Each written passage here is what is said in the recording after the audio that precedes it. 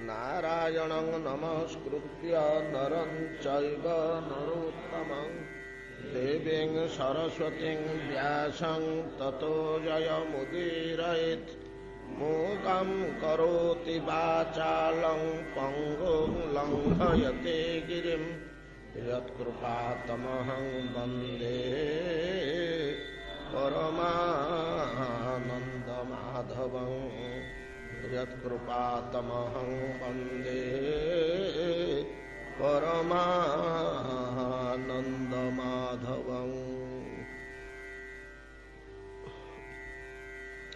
ज्ञाने प्रयासमुदपास्य नमन्त एव जीवन्ति सन्मुखरितां भवदीयवार्ताम्। स्थाने स्थिताः श्रुतिगतां तनुवाङ्मनोभिः जे पायसो जितजितोऽप्यसितैस्त्रिलोक्यां। श्रेयः श्रुतिं भक्तिमुदश्यते विभो क्लिश्यन्ति जे केवलबोधलब्धये। तेषाम् असौ क्लेशळ एव शिष्यते नान्यत यथा स्थूलतुषावघातिनां। पुरेह भूमन बहवोऽपि योगिनः स्वदर्पिते निज कर्मलब्धया। विबुध्य भक्त्यैव कथोपनीतया प्रपेदिरेञ्जोच्युत चे गतिं परां।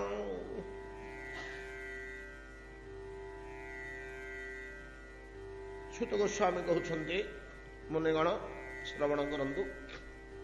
ब्रह्मा स्वकीय सिद्धांत प्रदान कले।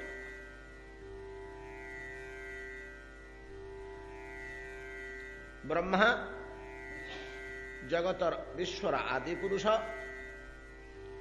एवं भगवान को गर्भरु जात, भगवान को संतान, भगवान को पुत्र। पद्मनाभंकर नाभि पद्मरु उत्पन्न होइथिबा साक्षात जगत पीति माने साक्षात भगवान ताहंकर पिता सिद्धासलख। जदिओ आमे समस्ते भगवान को आमे तांकर संतान बोली दाबी करूछु, ब्रह्मांक जरिया ब्रह्मा भगवान संतान एवं आम मान को से उत्पन्न करछन्ति। तेणु आमे भगवान वंशधर ये कहीपर, किंतु प्रत्यक्ष पुत्र होउछन्ति साक्षात ब्रह्मा से जणे। एतद् व्यतीत तेने ब्रह्महुता जो आदि कवये मुह्यंति जत सूरय। भगवानंकर भगवत्ता संबंधरे गोटे श्लोक समस्त सनातन धर्म को संबंध करी प्रथम श्लोकटी जे श्रीमद भागवतंगर लेखा है जन्माद्यस्य जत न्वयादि तरतः चार्थे स्वभिज्ञ स्वराट। द्वितीय पादरे कहले तेने ब्रह्म हृदा जो आदि कवये। आदि कवि ब्रह्मा, आदि कवये ब्रह्मा ताहांक हृदय रे अंतःकरण रे जे वेद को तेने तेने विस्तार करे। तेने ब्रह्म हृदा जो आदि कवये मुह्यंति जत सूरय। जो वेद को ब्रह्मांक हृदय रे भगवान विस्तार कले, तांको बोध करेले, बुझेले। आमे बुझेला भलिया नुह, आमे बसिक पाठ पढ़ेला भलिया पुथी धरी चौकी बसी कथा कही उदाहरण उपमा थोई एमती बुझे ना। अंतःकरण भितर संचार कले, अंतःकरण भितर संचार कले अंतर्जामी रूप। ब्रह्मा ବେଦର ତାତ୍ପର୍ଯ୍ୟକୁ ପୂର୍ଣ୍ଣ ମାତ୍ରାରେ ବୁଝିଲେ। କାହିଁକିନା ଭଗବାନ ନିଜେ ତାଙ୍କ ହୃଦୟରେ ପୁରେଇଛନ୍ତି। ବେଦ ଠାରୁ ଅଧିକା କିଛି ଜିନିଷ ହେଲେ ସେଟା ବ୍ରହ୍ମାଙ୍କର ଅବୋଧ୍ୟ ବା ସଂଶୟର କଥା ହେଇପାରେ, କିନ୍ତୁ ବେଦର ଭିତରର ସବୁତକ ଜିନିଷ ସେ ଉତ୍ତମ ରୂପେ ଜାଣନ୍ତି। ଚତୁର୍ବେଦ ଏବଂ ତାହାଙ୍କ ଅନ୍ତଃକରଣ ଭିତରେ ଯେଉଁ ବେଦର ପ୍ରତିଧ୍ୱନି ହେଲା, ଅନୁଭୂତି ହେଲା, ତାଙ୍କର ଚାରି ମୁଖରେ ତାହା ବାକ୍ୟ ଆକାରରେ ପ୍ରକାଶ ପାଇଛି। ସେ ବରଂ କହିଛନ୍ତି ସମସ୍ତଙ୍କୁ। ତା ପରବର୍ତ୍ତୀ କାଳରେ ସେଇ ବେଦକୁ ସୁରୟ ଯତ୍ର ମୁହ୍ୟନ୍ତି ବ୍ରହ୍ମାଙ୍କ ମୁଖୋଦ୍ଗୀର୍ଣ୍ଣ ସେଇ ବେଦବାକ୍ୟ ସମୂହକୁ ତାର ତାତ୍ପର୍ଯ୍ୟ, ତାର ଠିକ ଅର୍ଥ, ତାର ଏମ୍ ନାଇଁ କି ତାର ଲକ୍ଷ୍ୟ, ତାର ପ୍ରକୃତାର୍ଥ କ'ଣ, ଏଇଟା ବୁଝିବାରେ ପରବର୍ତ୍ତୀ କାଳରେ ଥିବା ସୁରୟ, ଏଠି ସୁରୟ କହିଲେ କେବଳ ଦେବତା ବୋଲି ଆମେ କହିଲେ ଚଳିବନି। ହଉ ଦେବତା କୁହାଯାଉ। ସୁରୀ ବଡ଼ ବଡ଼ ମୁନି ଋଷିମାନେ, ପରବର୍ତ୍ତୀ କାଳର ଯେ ମୁନି ଋଷିମାନେ ବ୍ରହ୍ମାଙ୍କ ପରେ ଚତୁସନ, ଭୃଗୁ, ଅଙ୍ଗିରା, କ୍ରତୁ, ଯାଜ୍ଞବଳକ ନାଇଁ କି ଏସବୁ କିଏ କା ଅଗସ୍ତି, ଲୋମସ, ଏସବୁ କିଏ କାହାକୁ ଉଣା ନୁହନ୍ତି ନା ଋଷି ଗୁଡାକ, ମାନେ ଭଗବାନଙ୍କୁ ହାତରେ ଧରି ଖେଳିଲା ଲୋକ ସବୁ, ଏମାନେ ମଧ୍ୟ ବେଦବାକ୍ୟରେ ମୁହ୍ୟନ୍ତି। ଏମାନେ ମଧ୍ୟ ବେଦବାକ୍ୟରେ ମୁହ୍ୟନ୍ତି, ମୋହପ୍ରାପ୍ତ ହୁଅନ୍ତି, ଠିକ ନିର୍ଣ୍ଣୟ କରିପାରନ୍ତିନି। ବେଦ ଏପରି ଏକ ଜଟିଳ ଦୁର୍ବୁଦ୍ଧ ରହସ୍ୟମୟ ଶାସ୍ତ୍ର ଯେ ତାର ପ୍ରକୃତ ତଥ୍ୟ, ତାର ପ୍ରକୃତ ତାତ୍ପର୍ଯ୍ୟ ତେନେ ବ୍ରହ୍ମହୃଦା ଜଆଦି କବୟେ ମୁହ୍ୟନ୍ତି ଯତ ସୁରୟ। କେବଳ ବେଦରେ ମୋହ ନାହିଁ କାହାର, ବ୍ରହ୍ମାଙ୍କର। ଯେହେତୁ ଭଗବାନ ନିଜେ ବ୍ରହ୍ମାଙ୍କ ହୃଦୟରେ ବେଦକୁ ବିନ୍ୟାସ କରିଛନ୍ତି, ନାଇଁକି ତେନେ ବିନ୍ୟାସ କରିବା, ବେଦକୁ ବିନ୍ୟାସ କରିଛନ୍ତି। ବ୍ରହ୍ମା କେବଳ ଏ ବିଷୟରେ, ବେଦର ତାତ୍ପର୍ଯ୍ୟ ବିଷୟରେ ନିଃସନ୍ଦେହ। ବେଦାତିରିକ୍ତ କୌଣସି କଥା ହେଲେ ସେ ଅଲଗା, କିନ୍ତୁ ବେଦାନ୍ତର୍ଗତ, ଚତୁର୍ବେଦ ଅନ୍ତର୍ଗତ ସମସ୍ତ ରହସ୍ୟ ସେ ଉତ୍ତମ ରୂପେ ବୁଝନ୍ତି। ଏବଂ ତାହାଙ୍କର ଯେଉଁ ସିଦ୍ଧାନ୍ତ, ବ୍ରହ୍ମାଙ୍କର ଯେଉଁ ସିଦ୍ଧାନ୍ତ, ବ୍ରହ୍ମା ଏଠି କ'ଣ କହୁଛନ୍ତି ଯେ ପ୍ରଭୁ ଏ ବେଦ ବିଶେଷ କରି କାହା ଉପରେ ଆଲୋକପାତ କରିଛି ବେଶୀ ନା ଆପଣଙ୍କର ବ୍ରହ୍ମ ନାମକ ବ୍ୟାପକ ନିରାକାର ସତ୍ତା ଉପରେ। ଆପଣଙ୍କର ଯେଉଁ ସତ୍ତାଟା ଆପଣଙ୍କର ଦୁର୍ବୋଧ୍ୟ ସତ୍ତା ତ ସହଜରେ ବୁଝି ହେଇଯିବନି। ଆପଣ ଯେଉଁ ରୂପରେ ଏ ଜଗତରେ ଥିବା ପ୍ରତ୍ୟେକ ବସ୍ତୁର ଭିତରେ ପୂର୍ଣ୍ଣ ହୋଇକରି ଅଛନ୍ତି ଓ ବାହାରେ ଆବୃତ ହୋଇକରି ଅଛନ୍ତି, ଏଗୁଡ଼ାକ ଆମେ କିଛି ବୁଝିପାରିବାନି, ଆମେ ଧାରଣା କରିପାରିବାନି। ଭଗବାନ ପ୍ରତ୍ୟେକ ବସ୍ତୁର ଭିତରେ ପୂର୍ଣ୍ଣ ହୋଇକରି ଅଛନ୍ତି, ବାହାରେ ଆବୃତ ହୋଇକରି ଅଛନ୍ତି, ଏଇଟା ଆମେ ସହଜରେ ବୁଝିପାରିବାନି। ଅନ୍ତର୍ବହିଶ୍ଚ ଭୂତାନାଂ ଅଚରଂ ଚରମେବଚ। ଭିତରେ ଭର୍ତ୍ତି ହେଇକରି ଅଛନ୍ତି କହିଲେ ଆମେ ଗୋଟେ ପ୍ରକାର ଉପମା ଉଦାହରଣ ଦେଇକରି ଆମ ଦେହରେ ବୁଝି ପକେଇବା, ଗୋଟେ ଧାରଣାଟେ ସୃଷ୍ଟି ହେଇଯିବ। ୟାରେ ପିଲେ, ଆମ ଶରୀର ଭିତରେ ଜୀବନ ବା ପ୍ରାଣ ବା ଆତ୍ମା ବା ପୁରୁଷ ବା ଅନ୍ତର୍ଯାମୀ ବା ଈଶ୍ୱର ନାଇଁ କି, ଏଗୁଡ଼ାକୁ ଆମେ ନାନା ଶବ୍ଦରେ କହୁଛ ନା। ଆଉ ଆତ୍ମା ବୋଲି କହ, ବା ଈଶ୍ୱର ବୋଲି କହ। ଭଗବାନ ତ ନିଜେ କହୁଛନ୍ତି ତ ସର୍ବକ୍ଷେତ୍ରେଷୁ ଭାରତ କ୍ଷେତ୍ରଜ୍ଞମ୍ ଚାପି ମାଙ୍ଗ ବିଦ୍ଧି। ଏ ସବୁ କ୍ଷେତ୍ର, କ୍ଷେତ୍ର କହିଲେ ଶରୀର, ଯେତେ ଶରୀର ଦେଖାଯାଉଛି, ହାଡ଼ ରକ୍ତ ମାଂସରେ ତିଆରି ହେଇଥିବା ପ୍ରତିମା ମାନେ ସବୁ ବସିଛନ୍ତି, ପିତୁଳା ମାନେ, ୟାଙ୍କ ଭିତରେ ଏସବୁ ଗୋଟେ ପିତୁଳା ନା ଆଉ ବସିଛନ୍ତି। ଆଉ ଏ ପିତୁଳା ଭିତରେ ଏ ସବୁ ହେଲା ଗୋଟିଏ ଗୋଟିଏ କ୍ଷେତ୍ର। ଏ ପ୍ରତ୍ୟେକ ପିତୁଳାକୁ ଗୋଟିଏ କ୍ଷେତ୍ର କୁହାଯାଉଛି। ଏ ଯୋଉ କ୍ଷେତ୍ର ଭିତରେ ମୁଁ ଅର୍ଜୁନ, ମୁଁ କ୍ଷେତ୍ରଜ୍ଞ ରୂପେ ତା ଭିତରେ ପ୍ରବେଶ କରିଛି। କ୍ଷେତ୍ରଜ୍ଞ ରୂପେ, କ୍ଷେତ୍ରଜ୍ଞ ଚାପି ମାଙ୍ଗ ବିଦ୍ଧି।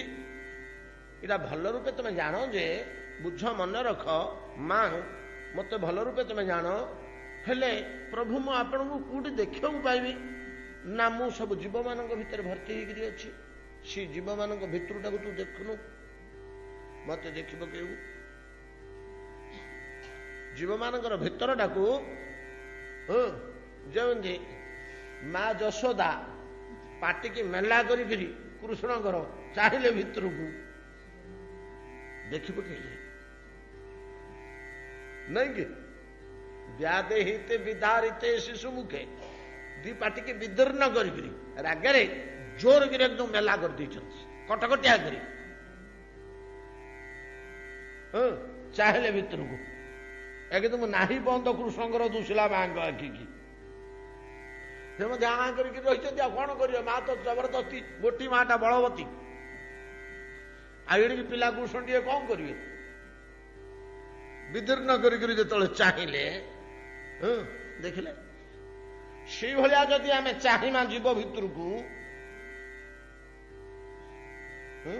से भाया जदि प्रत्येक जीव भितर को आम देखा भितर कौन एटा हलचल हो आखि मेटी मेटी करुच्ची गड़े तड़े हो भितर कौन अच्छी जदि अनुसंधान करवा 10-5 वर्ष अवधि ता भितर मुंड खटेवा बोले अबा निश्चय अच्छी दुष्ब आमको प्रज्ञा चक्षुरे ज्ञान चक्षुरे आमको किसी दुष्ब गोटे स्थान ईश्वर जीव भितर अच्छा कौटी अच्छा पाद ठारू मस्तक पर्यंत सर्वत्र भर्ती हो पाद ठारू मस्तक पर्यंत अमुक जगार भगवान नहांती यहाँ आम शरीर भितर आत्मा नाई प्राण नाई एमती गोटे आम पाइबानी नखरू नासिका पर्यंत सबुठी भगवत सत्ता चेतन अंशटा को केवल आम पाइबा भगवान जो सत चित आनंदमय नहीं कि शरीर भितर सत चित आनंद चित अंशटा को आम अंतत पाइबा से बाटरे आम अनुभव करें भगवान समस्तंकर अभ्यंतर शरीराभ्यंतर विद्यमान एमती बुझेले किसी किसी गोटे आइडिया धारणा कर बाहर बोली होती कौटी से जिनटा को आम कौन से बाटे धारणा करना जो अंतर बहिश्च भूता नाम कहले अंतर भितर थिबाटा प्राण रूपे बा आत्मा रूपे आम देखुचे मरुचे बंचुचे जन्म होचे प्राण अच्छी प्राण जाऊँगी गुड़ाक गोटे आमर आसूची बोली जगत तार कारबार अच्छे सेटा फेर खाली चित अंशटा सत आनंद अंश को आम धरी पारे जहाँ चित अंशटा को धरले तो गोटे जंतुटार लांगुटा को तो धरी पकड़े अंतत तार गोड़टा को कि कानटा को न धरले लांगुटा को तो धरचे एमती किसी अंश चित्र सीना आम धरी पारे चित रूप परतत्वर शरीर भितर बाहर तो किसी बुझीपारे बाहर किसी बुझीपारे एमती गोटे भगवानंकर सूक्ष्म चेतनमय आनंदात्मक सदात्मिका गोटे स्वरूपटे जगत व्यापक ही सर्वत्र परिपूर्ण ही भितरे बाहर सर्वत्र ब्रह्मांडटा तो एडिटे ब्रह्मांडटा कड़े गोटे टोकई भाया ब्रह्मांडटा गोटे टोकई भाया आम ब्रह्मांडटा तो भोगई भाया छोटिया ब्रह्मांड आमर 4टी मुंड तो बड़ बड़ मुंडिया ब्रह्मा मैंने अच्छा 100 हजार मुंडिया ब्रह्मा से ब्रह्मांड मान कड़े कड़े ब्रह्मांड नई एमती ब्रह्मांड धूलिकणा सदृश धूलिकणा जमी आकाश उड़ुची सेमती उड़ुंट ब्रह्मांड माने आ भगवान कौन गोटे सत्तार व्यापक होकर पोखरी भितर छोट छोट माछ पहरला भाया सेमती ना कि जलटा हूँ ब्रह्म तादर छोट छोट माछ गुड़िक होती ब्रह्मांड आउ कौन समुद्र भितर कोटी कोटी जलजंतु पहरला भाया कोटी कोटी ब्रह्मांड भगवान को सत्ता भितर पहरुंट कौन एमती गोटे सत्ताटे अच्छी ब्रह्मांकर कहवा कथा ये जो सत्ताटा ये वेद निरूपण कर वेद उपनिषद माने ये सत्ताटा को निरूपण करुछंती यापर प्रमाण जुक्ति नाना प्रकार तत्व सब देइछंती अग्नि यथेको भुवनम प्रविश्य रूपं रूपं प्रतिरूपं बभूव ତଥୈକ ଆତ୍ୱାଂ ଭୁବନଂ ପ୍ରବିଷ୍ଟ ଇତ୍ୟାଦି ସବୁ ବାକ୍ୟରେ ଆମେ କେତେ କେତେ ପ୍ରକାରର ବାକ୍ୟ ହଜାର ହଜାର ବାକ୍ୟରେ ଉପନିଷଦ ମାନଙ୍କରେ ବ୍ୟାପକ ଭାବରେ ଏ ଅଦୃଶ୍ୟ ନିରାକାର ଚିନ୍ମୟ ସଚ୍ଚିଦାନନ୍ଦମୟ ବ୍ରହ୍ମ ନାମକ ଭଗବତ ସତ୍ତାକୁ ବେଦ ପୁଙ୍ଖାନୁପୁଙ୍ଖ ଭାବରେ ବର୍ଣ୍ଣନା କରିଛନ୍ତି। ଏଗୁଡ଼ାକ ଯଦି ଘର୍ଷଣ ମର୍ଷଣ କିଏ କରେ ସାମାନ୍ୟ କିଛି ସେ ବ୍ରହ୍ମ ସତ୍ତାକୁ ଧରିପାରିବ ପାରିବ। ଭଗବାନଙ୍କୁ ଯେ ପାଇବନି ସେ କଥା ନୁହଁ, ପାଇବ। ଏ ବେଦ ବେଦାନ୍ତ ଭିତରେ ଉପନିଷଦ ଭିତରେ ୟା ପାଇଁ ଟିକେ ଦରକାର ହଉଛି କଣ ନା ସମ୍ପୂର୍ଣ୍ଣ ତ୍ୟାଗ ବୈରାଗ୍ୟ। ଏ ସଂସାରିକ ଜଳ ଭିତରେ ଯଦି ମୁଣ୍ଡଟାକୁ ପୁରେଇ ଦବ ବୋଲେ ସେ ଜିନିଷଟା ଆଉ ସହଜରେ ମିଳିବନି। ଦିଆଡ଼ିଆ ହେଇଗଲେ ଅସୁବିଧା ହବ। ଇଆଡୁ ପୋଛିଦବ ପୁରା, ନାହିଁ ଘର ନାହିଁ ଦ୍ୱାର ନାହିଁ ଖାଦ୍ୟ ନାହିଁ ପେୟ ନାହିଁ ଶରୀର କିଛି ନାହିଁ। ଇଆଡୁଟାକୁ ଭୁଲିଗଲା ପୁରା, କେବଳ ନିରନ୍ତର ବ୍ରହ୍ମ ତନ୍ମୟ ଅବସ୍ଥାରେ ଯଦି ରହିବ ଜଣେ ବ୍ୟକ୍ତି, ସେଇଟାକୁ ଜ୍ଞାନ ମାର୍ଗ କହନ୍ତି। ସେଇଟାକୁ କହନ୍ତି ଜ୍ଞାନ ମାର୍ଗ। ବେଦ ଉପନିଷଦର ବାକ୍ୟମାନଙ୍କୁ ଆଶ୍ରୟ ଓ ବିଚାର ପୂର୍ବକ ସଂସାର ପ୍ରତି ତୀବ୍ର ବୈରାଗ୍ୟ ଦ୍ୱାରା ମାନସିକ ସ୍ତରରୁ ସଂସାରକୁ ପୁରା ପୋଛି ଦେଇ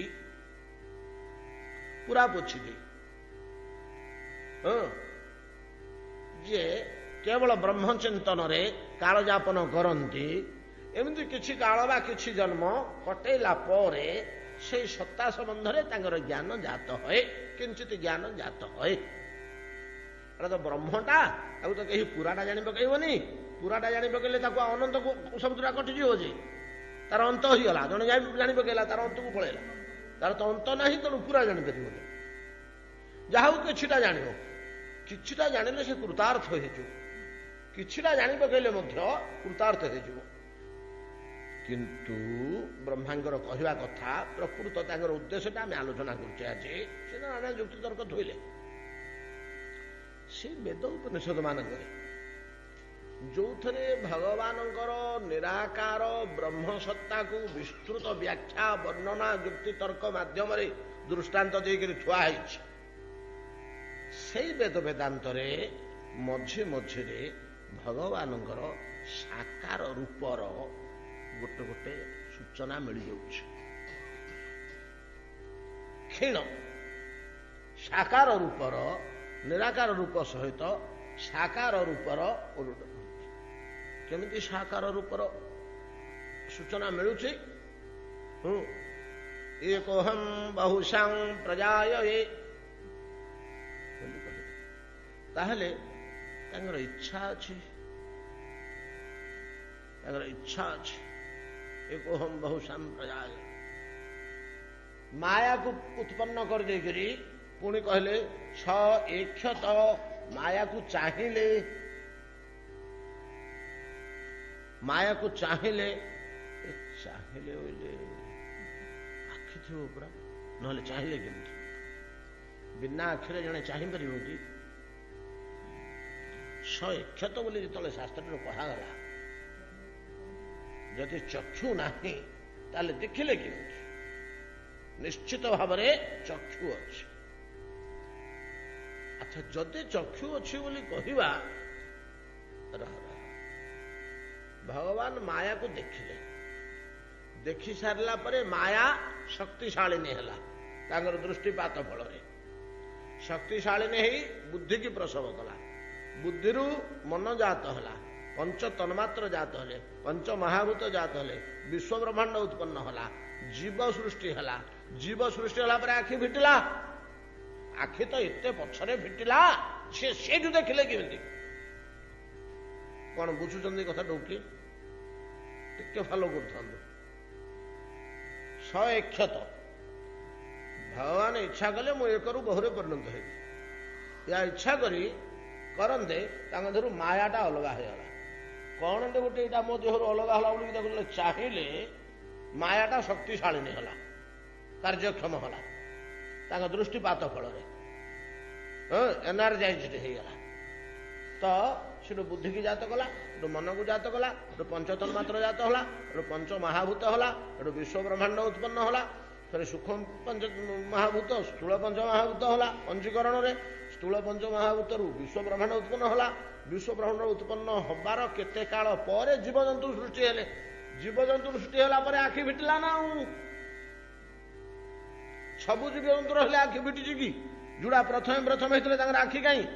ଜୋକ, କେଞ୍ଚୁଆ, କୀଟ ନାଇଁ କି ଏଗୁଡାକର ଆଖି କାହିଁ? ଆଉ ଟିକେ ବଡ ଜନ୍ତୁ ହେଲା ପରେ ଆଖି ଫିଟିଲା। ହେଲେ ଆଖି ତ ଫିଟିଲା ଏତେ ପରେ, ଏପର୍ଯ୍ୟନ୍ତ ତ ଆଖି ସୃଷ୍ଟି ହେଇନି। କଣ ବୁଝିପାରୁଛନ୍ତି ନା? ଏପର୍ଯ୍ୟନ୍ତ ଆଖି ସୃଷ୍ଟି ହେଇନି। ଆଉ ସେତେବେଳଠୁ ଭଗବାନ ଦେଖିଲେ କେମିତି? ଆଖି ତ ପୂର୍ବରୁ ନଥିଲା, ସୃଷ୍ଟି ହେଇନଥିଲା। ବୁଝିପାରୁଛନ୍ତି ନା କଥାଟା? ତେଣୁ ଶାସ୍ତ୍ରକାର ମାନେ ତାକୁ ମୀମାଂସା କଲେ। ପୁଣି ଶାସ୍ତ୍ର ଖୋଜି ପାଇଲେ ନାଇଁ, ବର୍ତ୍ତମାନ ଯୋଉ ଆଖିଟା ସୃଷ୍ଟି ହେଲା ଏଟା ହେଲା ପ୍ରାକୃତ ଚକ୍ଷୁ। ଏଟା ହେଲା ପ୍ରାକୃତ ଚକ୍ଷୁ। ଏ ପ୍ରାକୃତ ଚକ୍ଷୁଟା ରେ ପ୍ରାକୃତ ପଦାର୍ଥ ଦିଶିବ। ଏଥିରେ ଖାଲି ପ୍ରାକୃତ ପଦାର୍ଥ ଦିଶିବ, ଯାହାର ପାଞ୍ଚ ଭୌତିକ ପଦାର୍ଥ ହିଁ ଦିଶିବ। ଏ ଆଖିରେ ଭିତରେ ଥିବା ଆତ୍ମାଟା ଦିଶୁଛି କି? ଭିତରେ ଥିବା ନାଡି ପୁଟା ସିନା ଦିଶିବ, ଅନ୍ତପୁଟା, ଆଉ ତା ଭିତରେ ଥିବା ଆତ୍ମାଟା ଦିଶିବ କି? ଦେଖାଯିବନି। ତେଣୁ ଏ ଆଖିଟା ସେ ଆଖି ନୁହଁ, ଏ ଆଖିଟା ସେ ଆଖି ନୁହଁ। ଆଉ ତାହେଲେ ସେ ଆଖିଟା କୋଉ ଆଖି? ନା ସେଇଟା ହଉଛି ଚିନ୍ମୟ ଚକ୍ଷୁ, ପ୍ରାକୃତ ଚକ୍ଷୁ ନୁହେଁ। ସେ ଚକ୍ଷୁରେ ସବୁ ଦିଶିବ ଏବଂ ସେ ଚକ୍ଷୁଟା ପାଦଠାରୁ ମସ୍ତକ ପର୍ଯ୍ୟନ୍ତ ଚତୁର୍ଦିଗରେ ବିସ୍ତାର ହେଇକିରି ଅଛି। ଖାଲି ଭୁଲତା ତଳେ ନାହିଁ। ଏଇଟା ଖାଲି ଭୁଲତା ତଳେ ଅଛି ନା। ଆଉ ଆମର ଏତକ ଘୋଡେଇ ଦେଲେ ନାକରେ ଦେଖିଲେ ଦୁଶିଲା କିଛି? ଏ ଚକ୍ଷୁ ଦୁଟାକୁ ବନ୍ଦ କରିଦେଲା ଆଉ କିଛି ଦୁଶିବନି।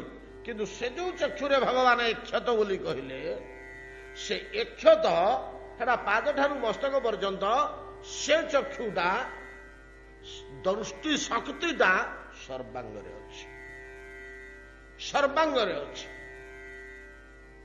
ତେଣୁ ସର୍ବାଙ୍ଗରେ ଏଇଟା ଆମେ ଆଲୋଚନା ହେଇଛି ତା ଭିତରେ, ମନେ ପକାନ୍ତୁ।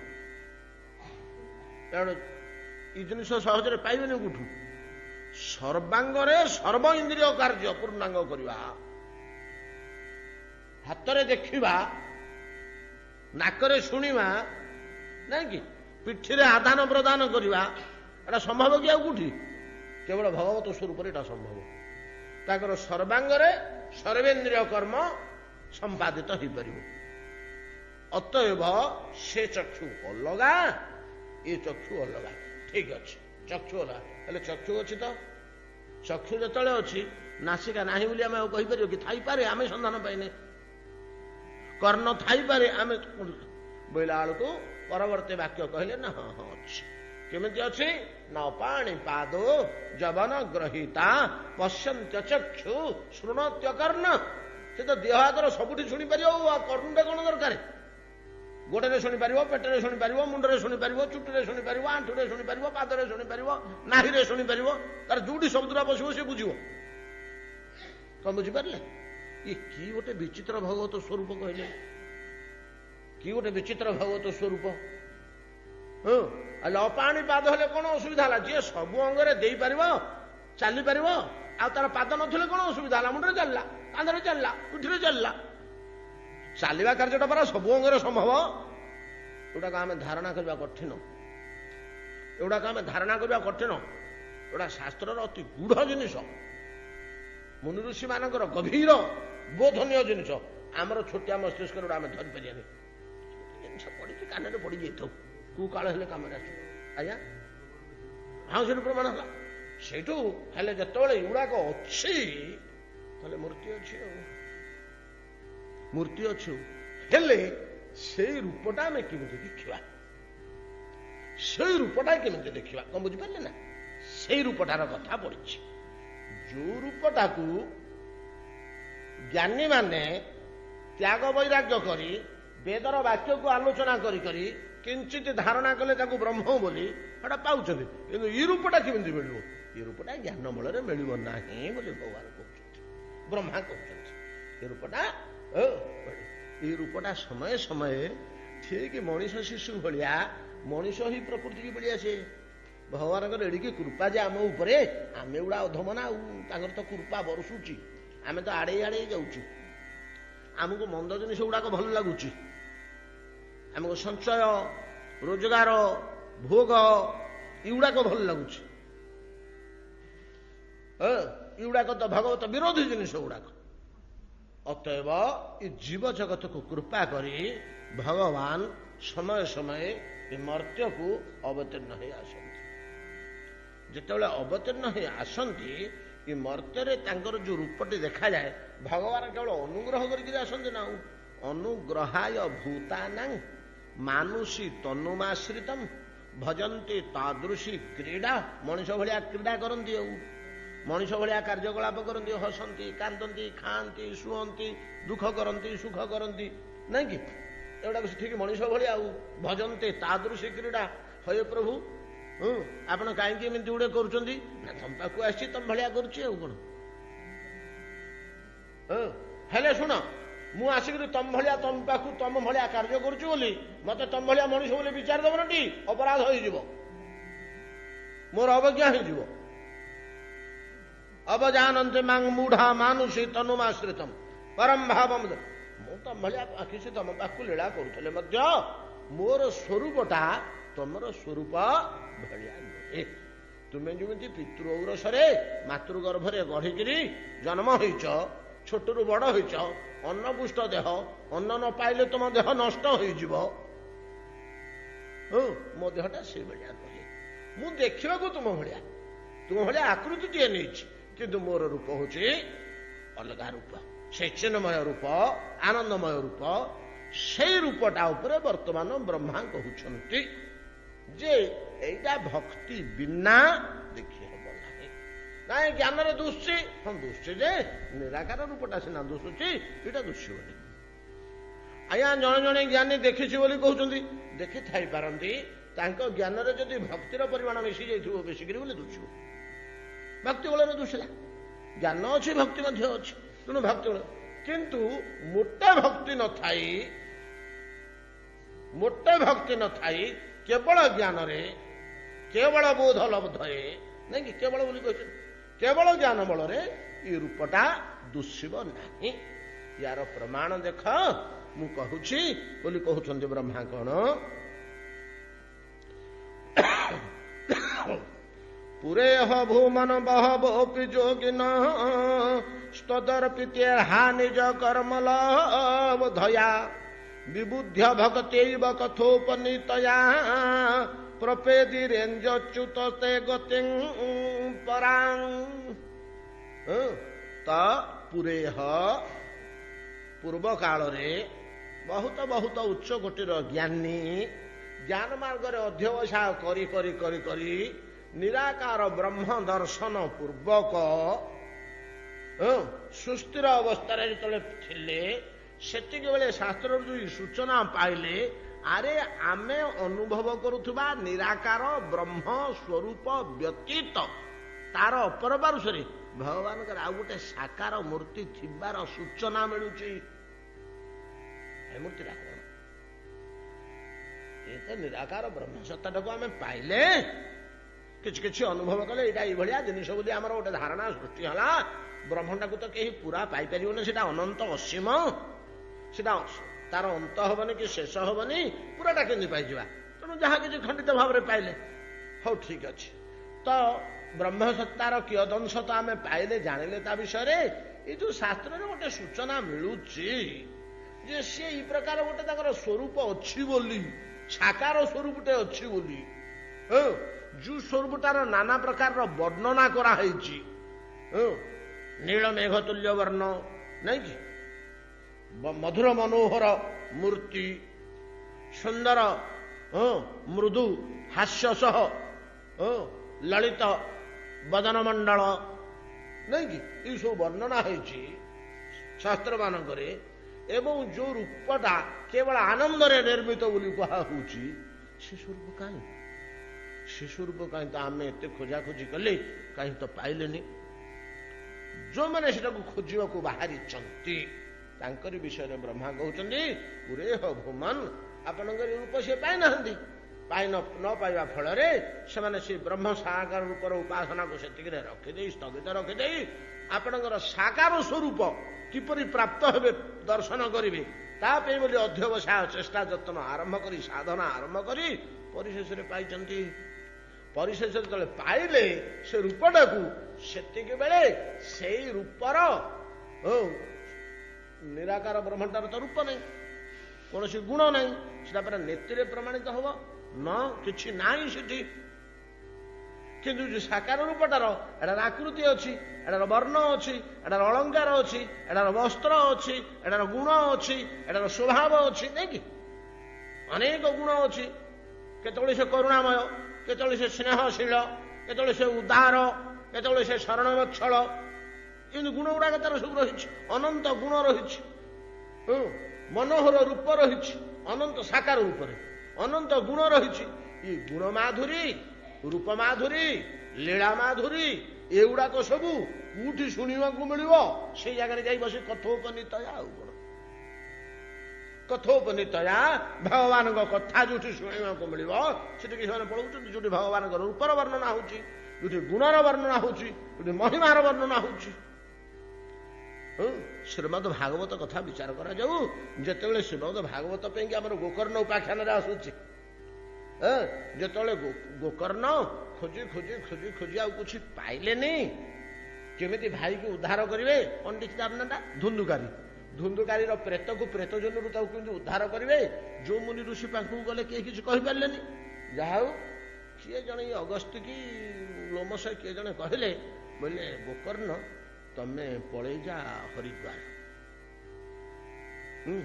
ହିମାଳୟର ପାଦଦେଶରେ ଯୋଉଠି ପୁଣ୍ୟତୋୟା ଗଙ୍ଗା କୂଳନାଦରେ ବହି ଆସୁଛନ୍ତି ମଧୁର ମନୋହର ଧାରାରେ, ତାରି କୂଳରେ ଅପେକ୍ଷା କରି ପଡ଼ି ରହିଥାଉ।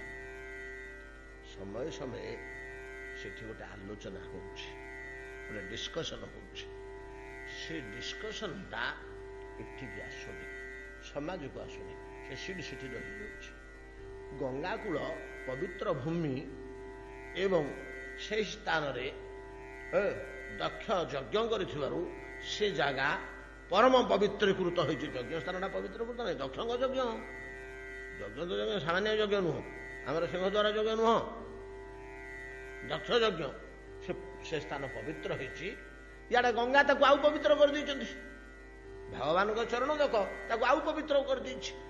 ଏବଂ ସେଇ ସ୍ଥାନରେ ସମୟ ସମୟ ଗୋଟେ ଜିନିଷ ଆଲୋଚନା ହଉଛି, ସେଠିକି ସମସ୍ତେ ଯାଇପାରୁନାହାନ୍ତି। ସେଠିକି ଜନଲୋକ, ମହଲ୍ଲୋକ, ତପଲୋକର ଋଷିମାନେ ସବୁ ଆସନ୍ତି। ସେଠି ଯାଇକି ତମେ ଅପେକ୍ଷା କରିଥାଅ, ସେଠି ବସି ରହିଥାଅ। ଆଉ ସେଇଠି ଗୋଟେ ଜିନିଷ ମିଳୁଛି, ସେଇଟା ଯଦି ପାଇବ ତମର ଭାଇ ଧୁନ୍ଧୁକାରୀକି ପ୍ରେତଜନରୁ ଉଦ୍ଧାର କରିଦେଇପାରିବ ବୋଲି ମୋର ବିଶ୍ୱାସ ହଉଛି। ଭାରି ଶକ୍ତିଶାଳୀ ଜିନିଷ। ପଚାରିକରି ଚାଲିଲେ ଗୋକର୍ଣ୍ଣ। ଗଙ୍ଗାରେ ସ୍ନାନ କରି ସେ କୂଳରେ ଫଳମୂଳ ଭୋଜନ କରି ପଡ଼ି ରହିଲେ। ବର୍ଷିକି 3 ବର୍ଷିକି 5 ବର୍ଷିକି 10 ବର୍ଷ ଅପେକ୍ଷା କଲେ। ଦୈବାତ ଗୋଟେ ଦିନ ସେଠି ବାଜା ବାଜଣା ଶୁଭିଲା, ହରିକୀର୍ତ୍ତନ ଶୁଭିଲା। ଦଳେ ଲୋକ ଛିଡ଼ା ହେଇକିରି ସେଠିକି ଯାଇକିରି ଗୋକର୍ଣ୍ଣ ପହଞ୍ଚିଲେ। ହେଲେ କ'ଣ ନା ହରିକଥା ହବ। ହରିକଥା? ହଁ ହରିକଥା ହବ। କି ହରିକଥା? ତମେ ସେଥିରୁ କ'ଣ ପାଇବ? ତମ ରାସ୍ତାରେ ତମେ ଯାଅ, ମୁଁ ଟିକେ ଶୁଣିଥାନ୍ତି। ଏଇ ସିଆଡ଼କୁ ବସ, ଅଲଗା ହେଇକି ଗୋକର୍ଣ୍ଣ ଅପେକ୍ଷା କଲେ। ସେଠି ଯୋଉ ପଞ୍ଝେ ମୁନିକି ଋଷିକି ସିଦ୍ଧ କି ସେ କିଏ, ସେ ତାଙ୍କୁ ଚିହ୍ନିବା ବଡ଼ କଠିନ। ସହସ୍ର ସଂଖ୍ୟକ ଦେବତା ଫେବତା ସବୁ ସେଠି ଜମା ହେଇଥିଲେ। ସେଠି ବର୍ଣ୍ଣନା ଅଛି ପରବର୍ତ୍ତୀ ସମୟରେ ସେଠିକି ପ୍ରହ୍ଲାଦ ସମସ୍ତେ ଆସନ୍ତି। ବିଭୀଷଣ, ପ୍ରହ୍ଲାଦ, ଉଦ୍ଧବ ସମସ୍ତେ ଆସନ୍ତି ସେଠିକି, ସବୁ ଭିନ୍ନ ଭିନ୍ନ ମୂର୍ତ୍ତିରେ। କିଏ କ'ଣ କରନ୍ତି ସେଠି ମଧ୍ୟ ତାର ସବୁ ବର୍ଣ୍ଣନା ରହିଛି। ପ୍ରହ୍ଲାଦ ତାଳଧାରୀ, କରତାଳ ବଜେଇବେ ପ୍ରହ୍ଲାଦ। ଇନ୍ଦ୍ର ମୃଦଙ୍ଗ ବଜେଇବେ ସେ କୀର୍ତ୍ତନରେ। ଏମିତି ହେଇକି ଗୋଟେ କୀର୍ତ୍ତନ ଆରମ୍ଭ ହେଲା। ସେ କୀର୍ତ୍ତନ ବସିକି ଶୁଣିବେ, ବଡ଼ ମଧୁର ମନୋହର କୀର୍ତ୍ତନ। ମଝିରେ ସୁନ୍ଦର ଗୋଟିଏ ବ୍ୟାସାସନ ପଡ଼ିଛି, ଆସନ। ଚାରିପଟେ ଏମାନେ ବସିକିରି ପ୍ରାଣମୂର୍ଚ୍ଛା ପ୍ରେମ ପୂରିତ ଚକ୍ଷୁରେ କୀର୍ତ୍ତନ କରୁଛନ୍ତି। କୀର୍ତ୍ତନ କରୁ କରୁ କରୁ କରୁ ହଠାତ୍ ସେଠି 4ଟା ମୂର୍ତ୍ତି ଦେଖିବାକୁ ମିଳିଲେ। ଚତୁସନ କୋଉଠି? ସେ ଆସନରେ ଚତୁସନ ଚାରୋଟି ମୂର୍ତ୍ତି ଦେଖିବାକୁ ମିଳିଲେ। ଯେହେତୁ ସେ ଚାରି ମୂର୍ତ୍ତିକୁ ଦେଖିଲେ ସାଙ୍ଗେ ସାଙ୍ଗେ ଚତୁଃସନଙ୍କର ଜୟ, ସନନ୍ଦଙ୍କର ଜୟ, ସନାତନଙ୍କର ଜୟ, ସମସ୍ତେ ଜୟ ଧ୍ୱନି କଲେ, ସାଷ୍ଟାଙ୍ଗ ପ୍ରଣିପାତ କଲେ। ସେ ଚାରି ମୂର୍ତ୍ତି ସେ ମଣ୍ଡପ ଉପରେ ବସିଛନ୍ତି, ବ୍ୟାସାସନରେ ବସିଛନ୍ତି ମଝିରେ, ଚାରିପଟେ ସମସ୍ତେ ଜମା ହେଇକରି ରହିଛନ୍ତି। ସେଇଠୁ ହରିକୀର୍ତ୍ତନ ବନ୍ଦ ହେଲା, କଥା କିଏ ହେଲେ ସେ ଚାରି ଜଣଙ୍କ ଭିତରୁ ଜଣେ କହିଲେ 7 ଦିନ ପର୍ଯ୍ୟନ୍ତ କହିବେ। 7 ଦିନ ପରେ ଖାଲି ହରିଗୁଣ ଗାନରେ ଭରା ଭଗବାନଙ୍କର ସେ ସାକାର ସ୍ୱରୂପର ଏଇ ସବୁ ଜିନିଷ ଗୁଡାକ, ଏଇ ଯୋଉ ସବୁ ଆଳାପ ଆଲୋଚନା ହଉଛି, ଏଇ ସବୁ ଜିନିଷ ଗୁଡାକ କଥୋପଦିତୟା ବ୍ରହ୍ମଚିନ୍ତା, ବ୍ରହ୍ମ ବିଚାର, ସମାଧି ଅବସ୍ଥା, ସମାଧିର ଧ୍ୟାନ, ୟାକୁ ସବୁ ପରିତ୍ୟାଗ କରିଦେଇ ପୁରା ପୂର୍ବ କାଳରେ ଅନେକ ଯୋଗୀ କଥୋପନିତୟା ସ୍ଥାନକୁ ପଳେଇ ଆସିଛନ୍ତି। କୋଉ ସ୍ଥାନକୁ? ଯୋଉଠି ବସିକିରି ଚତୁର୍ଥନ ପଢୁଛନ୍ତି କଥା କହ, ଏଇଭଳିଆ ସ୍ଥାନ ହଉଛି ନା କଥା ସ୍ଥାନ।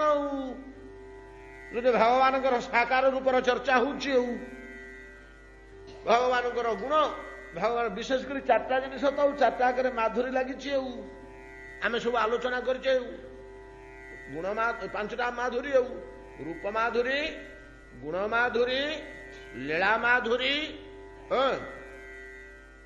ଆଉ ଗୋଟେ କଣ ନାହିଁ, ନାମ ମାଧୁରୀ, 4 ଦୁର୍ବୋଧ୍ୟ ବଂଶୀ ମାଧୁରୀ। ବଂଶୀ ମାଧୁରୀରେ ଆମର ଅଧିକାର ନାହିଁ। କାହାର ହେଲେ ଗୋପୀ ଦେହ ଲାଭ ନ କଲା ପର୍ଯ୍ୟନ୍ତ ବଂଶୀ ମାଧୁରୀରେ କାହାର ଅଧିକାର ନାହିଁ। ଏଇ 4ଟା ମାଧୁରୀରେ ଆଳାପ ଆଲୋଚନା ହବ, କଥା ହବ। କଣ କଣ? ଭଗବାନଙ୍କର ଗୁଣ, ଗୁଣର ମାଧୁର୍ଯ୍ୟ, ରୂପ, ରୂପର ମାଧୁର୍ଯ୍ୟ, ତାଙ୍କର ବାଲ୍ୟ କୈଶୋର ଆଦି ଲୀଳା, ଲୀଳା ମାଧୁରୀ, ଲୀଳା ମାଧୁର୍ଯ୍ୟ, ଆଉ ନାମ, ସବୁଠାରୁ ଶକ୍ତିଶାଳୀ ନାମ। ସବୁଠୁ ଶକ୍ତିଶାଳୀ ହରିନାମ ନା। ଭଗବାନଙ୍କର ନାମରେ ଯେତିକି ଶକ୍ତି ଅଛି, ତତ୍ରାର୍ପିତା ସର୍ବଶକ୍ତି ନିୟମ ନ କାଳ। ଶ୍ରୀମନ୍ ମହାପ୍ରଭୁ କହିଲେ ତତ୍ରାର୍ପିତା ନାମ ନାମ କାରି ବହୁଧା ନିଜ ସର୍ବଶକ୍ତି ତତ୍ରାର୍ପିତା। ତତ୍ର ସେଇଠି ଥୋଇ ଦେଇଛନ୍ତି ଭଗବାନ ନିଜ ସର୍ବଶକ୍ତି, ନିଜର ସବୁତକ ଶକ୍ତି କୋଉଠି ଥୋଇ ଦେଇଛନ୍ତି? ହଁ ନା, ରାମ ଅକ୍ଷର ଉପରେ, କୃଷ୍ଣ ଉପରେ ଅକ୍ଷରେ, ଗୋବିନ୍ଦ ଅକ୍ଷର 3ଟି ଉପରେ ସର୍ବଶକ୍ତି ତତ୍ରାର୍ପିତା। ଏବଂ ତା ପାଇଁ ବ୍ୟବସ୍ଥା କଣ କରିଛନ୍ତି? ଏତେ ଗୁଡା ଶକ୍ତି ରଖିଲେ କିଛି ନିୟମ ନାହିଁ, ନିୟମ ନ କାଳ। ଏଣେ ଏପରି ଶକ୍ତି ଯେ ତାର କେହି କିଛି କ୍ଷତି କରିପାରିବନି। ତା ନିୟମ କେହି ରଖିବ? ନିୟମ ରଖିବା କିଛି ଆବଶ୍ୟକ ନାହିଁ। ଶୌଚ ବିଚାର ନ କରି ଯେତେବେଳେ ଇଚ୍ଛା ସେତେବେଳେ ଗାଇବ, ସବୁବେଳେ ସମାନ ଫଳ ଦବ। ଚୋର ଡକେଇତ, ପଣ୍ଡିତ ବ୍ରାହ୍ମଣ ସମାନ ଫଳ ପାଇବେ। ସବୁଠି ତାର ଫଳ ସମାନ, କୌଣସି ବସ୍ତୁକୁ ଅପେକ୍ଷା କରିନି। କାହାର ବିଦ୍ୟା, କାହାର ପାଣ୍ଡିତ୍ୟ, କାହାର ଶୌଚ, କାହାର ଅଶୌଚ, ଏଗୁଡାକୁ ନାମ ଅପେକ୍ଷା କରନ୍ତିନି। ସମସ୍ତଙ୍କୁ ସମାନ ଫଳ ଦେଇଦିଅନ୍ତି। ଚଣ୍ଡାଳ ଯେତିକି ଫଳ ପାଇବ, ବ୍ରାହ୍ମଣ ସେତିକି ଫଳ ପାଇବ। ଗୋଡ ହାତ ଧୋଇକିରି ମଠା ପିନ୍ଧିକିରି ଜଣେ ନାମ କଲେ ଯେତିକି ଫଳ ପାଇବ, ଝାଡା ବସିକିରି ଜଣେ ହାତ ମାଟି କରୁ ରାମ ରାମ କହିଦେଲେ ସେତିକି ଫଳ ପାଇବ। ଅତଏବ ଇଏ ହେଲା ନାମ ମାଧୁରୀ। ଇ ମାଧୁରୀ ଗୁଡାକ ସବୁ ସାକାର ରୂପରେ ନା, ନିରାକାର ରୂପରେ ଅଛି କି? ନିରାକାର ନଇତି କିଛି ନାହିଁ, ନା ତାର ନାମ ନାହିଁ, ତାର ରୂପ ନାହିଁ, ତାର ଲୀଳା ନାହିଁ। ରୂପ ତ ନାହିଁ, ଆଉ ଲୀଳା କୋଉଠି ଆସିବ? କିନ୍ତୁ ଏ ସମସ୍ତ ଭଗବାନଙ୍କର ଯେ ଗୁଣାନୁବାଦ, ଏକ ଗୁଣାନୁବାଦ କହନ୍ତି। କଥା ପ୍ରସଙ୍ଗକୁ ଗୁଣାନୁବାଦ କହନ୍ତି। ଏଇ ଯୋଉ ଗୁଣାନୁବାଦ, ଏଇ ଭଗବାନଙ୍କର ଏଇ ଗୁଣାନୁବାଦ କୋଉଠି ହଏ? ଅତି ଉଚ୍ଚ କୋଟିର ଜନଲୋକ, ମହଲ୍ଲୋକ, ତପଲୋକ ବାସୀ ମହାମହା ଋଷି ମାନଙ୍କ ଭିତରେ ବିଶ୍ୱରେ ଜଗତରେ ବେଶୀ ହଏ ନାହିଁ କଥା। ସେଇଠି କଥା ଗୁଡାକ ସେମାନେ ଇଏ ତାର ସନ୍ଧାନ ପାଇଛନ୍ତି। ସେ ସାକାର ରୂପର ତାର ଲୀଳା ମାଧୁରୀ, ତାର ଗୁଣ ମାଧୁରୀ, ତାର ନାମ ମାଧୁରୀ କିଏ କୋଉଠି କଣ ଗାଇଛନ୍ତି, ଆଉ ତାର ଟିକେ ଟିକେ ଛିଟା କିଏ କେମିତି ଶୁଣିଥିବା ଲୋକ ଏଠି ଆସିକି ଟିକେ କହିଦେଇଛନ୍ତି। ତା ନା ପୁରାଣ। ତାକୁ ଆମେ ପୁରାଣ ଆକାରରେ ପାଇଛେ। ସେଇଠି ସେମାନେ ଯୋଉ ପାଇଲେ ସେଇଥିରୁ ଆସିକିରି କିଏ ଟିକେ କାଁ ଭାଁ ଏଠି କୋଉଠି କହିଦେଲା। ପ୍ରାୟ ଏଇ ପ୍ରକାରରେ ଭଗବାନଙ୍କର ସାକାର ରୂପର ନିଷ୍ଠା ଆସିଛି ଏଠିକି। ଅତଏବ ବ୍ରହ୍ମା କହୁଛନ୍ତି ପୂର୍ବ କାଳରେ ଏଇ ଜଗତରେ ଅନେକ ମୁନି ଋଷି ବହୁତ ଚେଷ୍ଟା ଯତ୍ନ କରି ନିରାକାର ତତ୍ତ୍ୱକୁ ପ୍ରାପ୍ତ ହେଇ ସାକାର ତତ୍ତ୍ୱର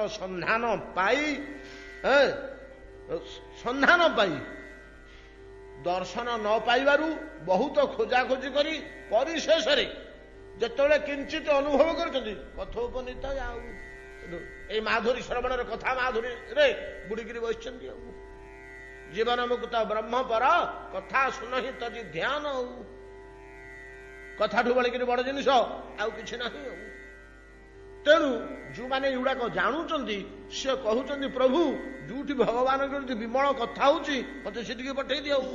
ଆଉ ଯୋଉଟାକ ଆଲୋଚନା କରିବା ଦରକାର ନାହିଁ। ଆମର ସବୁ ପୂର୍ବରୁ ଆଲୋଚନା ହେଇଛି। ଧ୍ରୁବ ପ୍ରସଙ୍ଗ, ପ୍ରହ୍ଲାଦ ପ୍ରସଙ୍ଗ।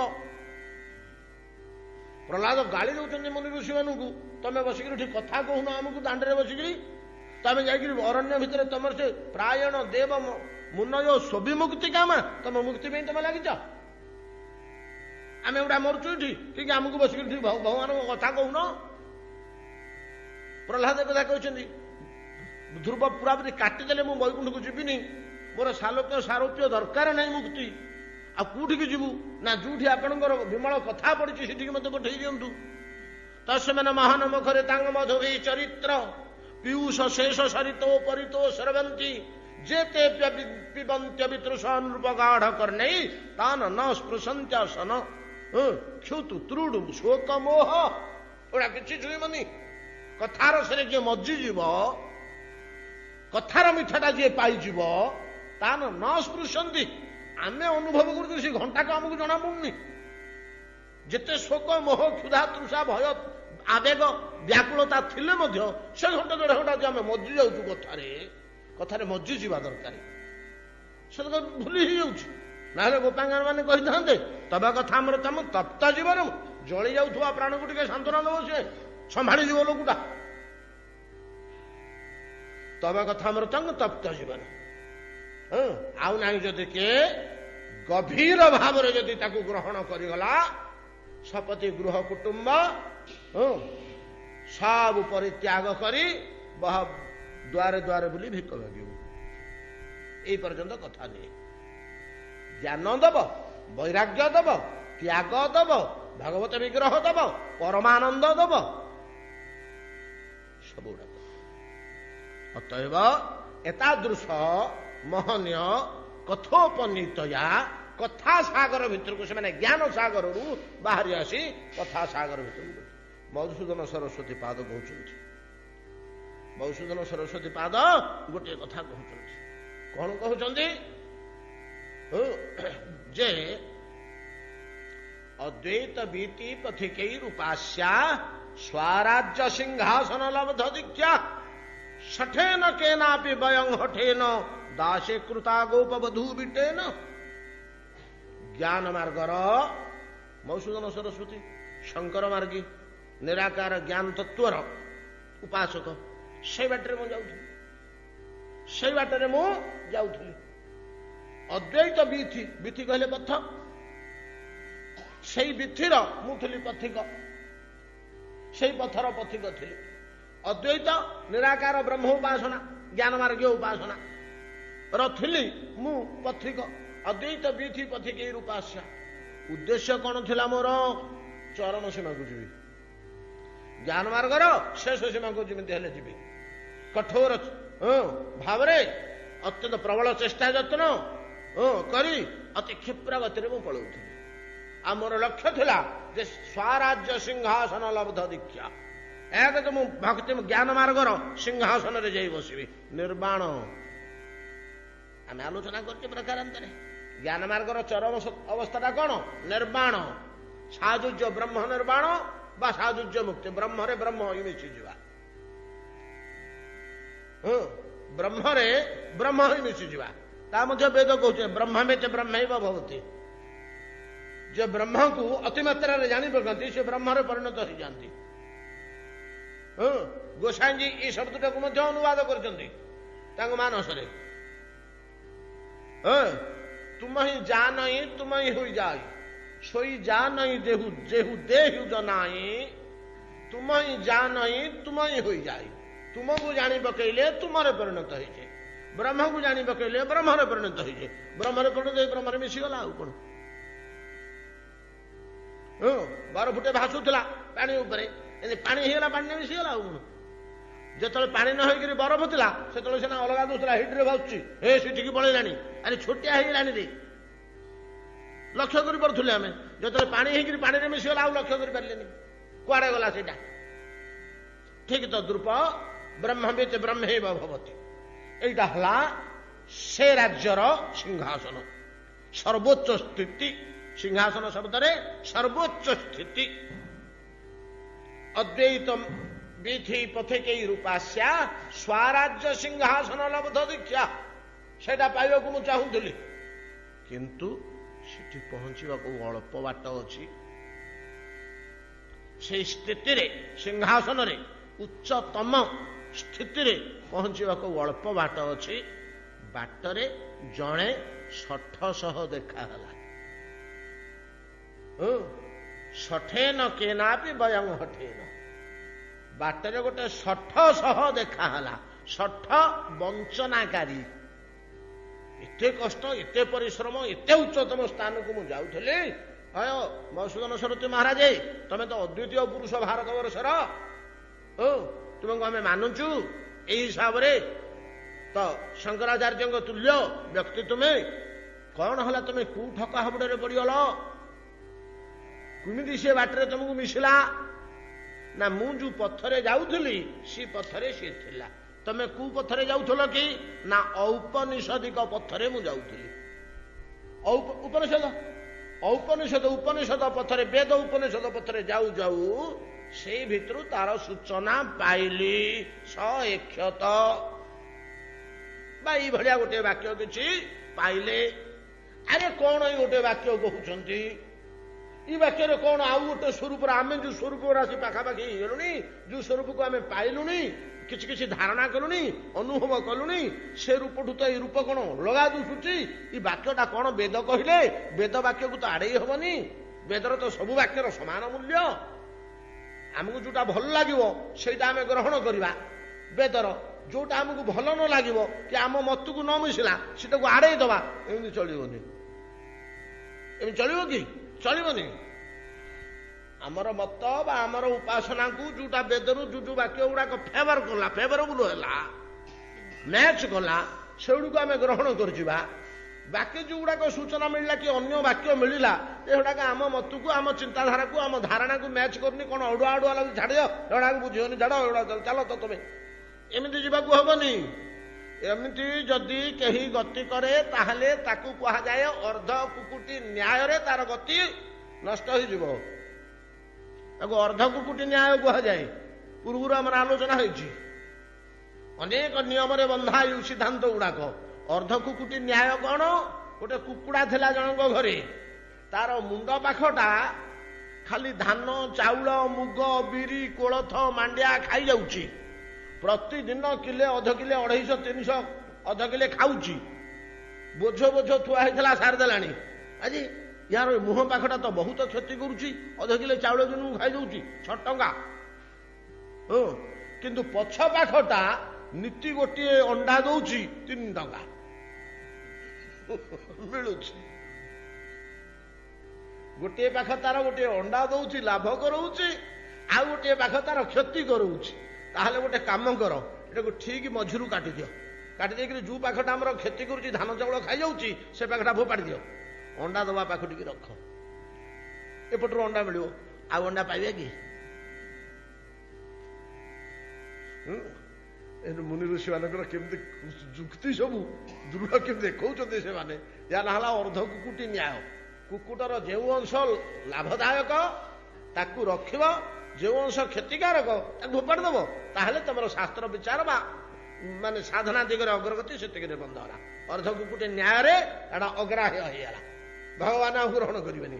ତେବେ ଶାସ୍ତ୍ରରେ ଯେତେ ବାକ୍ୟ ମିଳୁଛି सब वाक्य को विचार कर सबुड़ाक भगवान संबंधी वाक्य गोटा छाड़देव को हबनी अतएव पथरे जाऊ जाऊ साकार सगुण स्वरूप संबंधी गोटे जोड़े वाक्य जो पाइली मु से चिंता कली से अन्य गोटे रूपर मते आभास मिलला यही सठ को बाटरे पाई भगवान वाक्य तो स्वरूप संबंधी वाक्य छठे न के ना पे बयाम हटे न से बाटरे गली ये बाट अपेक्षा से बाटटा सहज लगिला सरल लगिला स्वाद लगिला तेणु से बाटरे पड़े पड़े गले जाई जाई जाई जाई शेष कौन हला ना मु जाइकरी सम्राट सिंहासन रे बसता निर्वाण ब्रह्म सात ब्रह्म निर्वाण लाभ करता वर्तमान कूटी अच हो तुम मधुसूदन सरस्वती ना यहाँ ब्रज को जाइकरी गोटे गोप बर्णिता लंपटी पुरुषर गोड़ तले दास होइकरी खटुछि सम्राट ही सिंहासन रे बसता ये दास गुड़ाक हूँ ये साहित्यगत टिके गिए रही सठेन केना पे बयं हठेन दासी कृता गोपवधू बिटेन यही वाक्य भलिया ब्रह्मा कहउछन्ति पुरेह भूमन बह जोगिन बहुत बहुत जोगी निराकार मार्ग निराकार ब्रह्मसत्तार किछि आभास पाई परम परितृप्त होई अधिकतर वस्तु आपणकर साकार स्वरूप दिगरे आकृष्ट हो परिशेष भक्ति मार्गर माध्यम आपणकर ई रूप को पाई अतएव हे प्रभु आपणकर ई सगुण स्वरूप भक्ति बिना अन्य उपाय लभ्य नुहे यह आम आउ गोटे श्लोक को आज जावा कथा किंतु से तीन टाक श्लोक समीक्षा कर सबुटाकर सार कथा आज आम आलोचना कले कड़ा कठिन जिन जोड़े श्लोक आलोचना कर छाड़देवा ब्रह्मा श्लोक भारी सिद्धांतमय ब्रह्मास्तुति एति था भागवत जी